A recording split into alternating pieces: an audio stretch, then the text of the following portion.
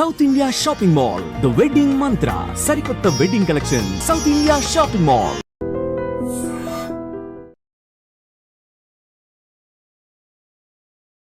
Hi to everyone, welcome to high dreams. This is your Pavan. So ఈరోజు నేను a thing చెప్దాం అనుకుంటున్నానంటే, మార్కెట్లో చాలామంది ట్రేడింగ్లో ఉంటున్నారు, ఇన్వెస్ట్మెంట్ చేస్తున్నారు, లేకపోతే స్టాక్స్ని బై చేస్తున్నారు, అండ్ అదేవిధంగా ఇంట్రాడేట్ చేస్తున్నారు, ఎఫ్ఎన్ఓ చేస్తున్నారు, లైక్ మ్యూచువల్ ఫండ్స్ కూడా చేస్తున్నారు. బట్ ఏ థింగ్లో అన్నా సరే మనకి ఎక్కడి నుంచి మొదలెట్టాలి, ఎలా మొదలెట్టాలని చాలామందికి తెలియట్లే. న్యూస్ ఎక్కడ చూడాలి, చార్ట్స్ ఎక్కడ చూడాలి, ఏది పెరుగుతుంది, ఎప్పుడు పడుతుంది. చాలామందికి ఒక స్టాక్ను కొనేసి అది పడుతున్నప్పుడు కూడా వీళ్ళకి తెలియట్లేదు, ఎక్కడ బౌన్స్ బ్యాక్ అవుతుంది అన్న పాయింట్ ఆఫ్ వ్యూలో, ఏ పాయింట్ ఆఫ్ వ్యూలో తెలియట్లేదు. కాబట్టి మోస్ట్ ఆఫ్ ది పీపుల్కి అవి ఎక్కడ చూడాలి, ఎలా చూడాలి, న్యూస్ ఎక్కడ చూడాలి అన్న పాయింట్లో వెబ్సైట్లతో సహా మీకు చూపిస్తాను నేను. ఓకేనా? మీరు అందరూ కూడా వింటూ ఉంటారు నిఫ్టీ, బ్యాంక్ నిఫ్టీ అని చెప్పేసి. సో అవి మనకి ఎప్పుడు కూడా మీకు క్రోమ్లోకి వెళ్ళి ట్రేడింగ్ వ్యూ అని సెర్చ్ చేశారనుకోండి, మీరు ఏ చార్ట్ అన్నా సరే, ఈ ప్రపంచంలో ఫారెక్స్ కానీ, క్రిప్టో కానీ, ఇండియన్ మార్కెట్ కానీ ఏది చూడాలనుకున్నా సరే ట్రేడింగ్ వ్యూ అనే వెబ్సైట్ ఉంటుంది.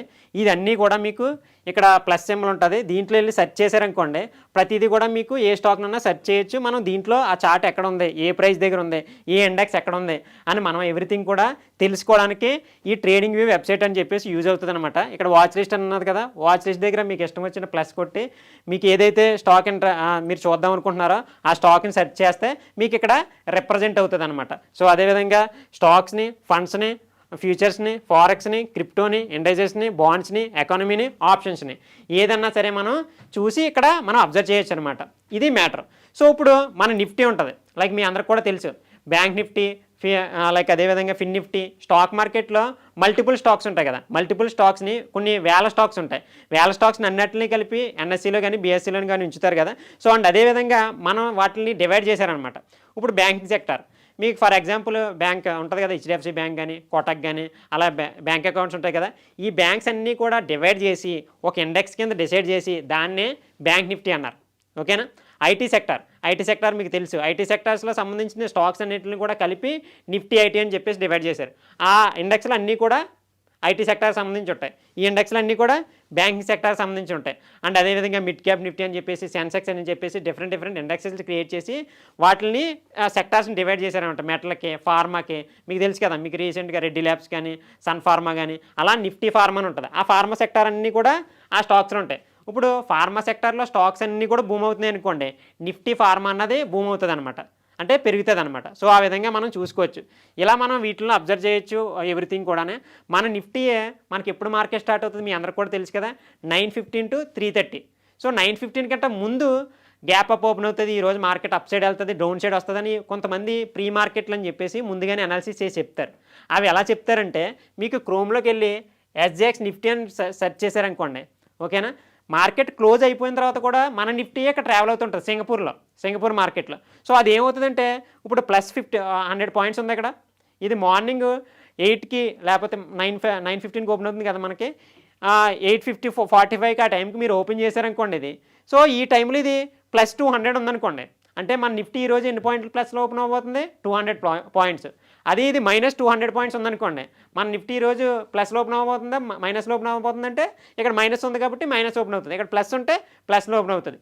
ఈ విధంగా ఎస్జేఎక్స్ నిఫ్టీని మనం యూజ్ చేయొచ్చు అనమాట. దీన్ని చూసే చాలామంది ట్రేడర్స్ ఈరోజు market gap up, gap down అని చెప్పేసి అనాలిసిస్ చేసి చెప్తారనమాట. ఈ విధంగా ఈ వెబ్సైట్లో మనకి ఎవ్రీ మార్నింగ్ చూస్తే అర్థమవుతుంది. నెక్స్ట్ గ్లోబల్ మార్కెట్స్ ఎక్కడ చూడాలి, యూఎస్ఏ మార్కెట్లకి రెసెషన్ వచ్చింది, జాబ్స్ క్లైమ్ డేటా, అండ్ అదేవిధంగా ఆ మార్కెట్స్ పడుతున్నాయి, మన ఇండియన్ మార్కెట్ కూడా పడుతుంది అన్న పాయింట్ ఆఫ్ వ్యూలో చాలామంది ఉంటారు. వాటిని ఎక్కడ చూసుకోవాలి, అసలు వాటిని ఏ ఇండెక్స్లు చూసుకోవాలి, దానికి ఉపయోగించేదే investing.com. మీరు క్రోమ్లోకి వెళ్ళి investing.com సెర్చ్ చేస్తే ఇక్కడ మేజర్ ఇండెక్సెస్ అని ఉన్నాయా మీరు చూడండి, మేజర్ ఇండెక్సెస్ అని అక్కడ క్లిక్ చేస్తే మీకు ఏదైతే అన్ని కంట్రీలు, గ్లోబల్ ఉన్న అన్ని కంట్రీలు కూడా మనకి ఇక్కడ కనపడతాయి. Like Dow Jones, SP 500, Nasdaqs. మనకి ఎలా అయితే బ్యాంక్ నిఫ్టీ ఉన్నదో, మనకి ఎలా అయితే స్టాక్ మార్కెట్ ఉందో, ప్రతి కంట్రీకి కూడా స్టాక్ మార్కెట్ అన్న ఉంటుంది కదా. సో వాటిలో ఇండెక్స్లు అని చెప్పాను కదా, బ్యాంకింగ్ సెక్టర్ని ఒక రకంగా డివైడ్ చేశారు, ఐటీ సెక్టర్ని ఒక ఇండెక్స్లో డివైడ్ చేశారని, అలాంటి ఇండెక్స్లు అనమాట ఇవి యూఎస్ఏ మార్కెట్స్ని ఫాదర్ ఆఫ్ ద మార్కెట్స్ అంటారు. మీ అందరికి కూడా తెలుసు కదా. అంటే ప్రపంచంలో టాప్ 30 కంపెనీస్ ఎక్కడ ఉన్నాయి? యాపిల్, టెస్లా ఇవన్నీ కూడా ఎక్కడ ఉన్నాయి? యూఎస్లోనే కదా.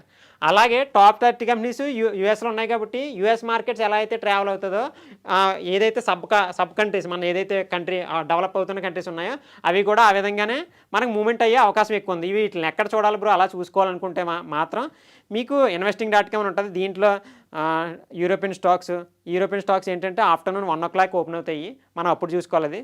అండ్ అగైన్ మనకి Singapore market, Japan market, every మార్కెట్లకు సంబంధించింది కూడా ఉంటాయన్నమాట.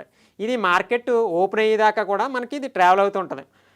యుఎస్ మార్కెట్ కూడా మన మార్కెట్ ఓపెన్ అయ్యేటప్పుడు క్లోజ్ అయిపోతుంది.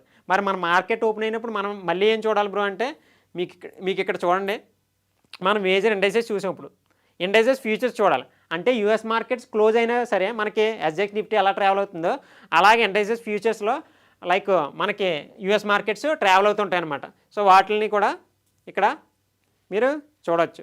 సో అప్డేటెడ్ వెర్షన్లో ఇందాక ఎలా వచ్చాయో ఆ విధంగానే మీకు వస్తాయి. సో యూఎస్ మార్కెట్స్ క్లోజ్ అయిపోయిన తర్వాత మనం చూడాల్సింది ఏంటంటే ఇండైసెస్ ఫ్యూచర్స్ అనమాట. అంటే ఆ యూఎస్ మార్కెట్ క్లోజ్ అయిపోయిన తర్వాత కూడా ఈ రన్ అవుతుంటాయి. అప్పుడు మనకి ఏమర్థం అవుతుంది?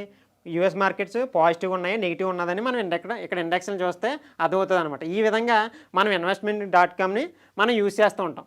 నెక్స్ట్ మనీ కంట్రోల్ ఏంటంటే స్టాక్ మార్కెట్లో చాలామందికి న్యూస్ ఎక్కడ చూసుకోవాలి, ఈరోజు ఒక స్టాక్ నెగిటివ్ ఉంది, ఈరోజు ఒక స్టాక్ పాజిటివ్ ఉంది, లేకపోతే ఇండియన్ మార్కెట్ నెగిటివ్ ఉంది అని మనం ఎక్కడ తెలియాలి అంటే మనకు ఒక ప్రాపర్ ఇన్ఫర్మేషన్ ఉంటేనే కదా తెలుస్తుంది. ఆ ఇన్ఫర్మేషన్ ఎక్కడ వస్తుంది అంటే మనకి ఇక్కడ మనీ కంట్రోల్ అనే వెబ్సైట్ ఉంటుంది. దీంట్లో మీకు డైలీ అప్డేట్ అవుతుంటాయి అనమాట. రాకేష్ జుంజున్వాలా సంథింగ్ ఇవన్నీ కూడా వస్తున్నాయి కదా.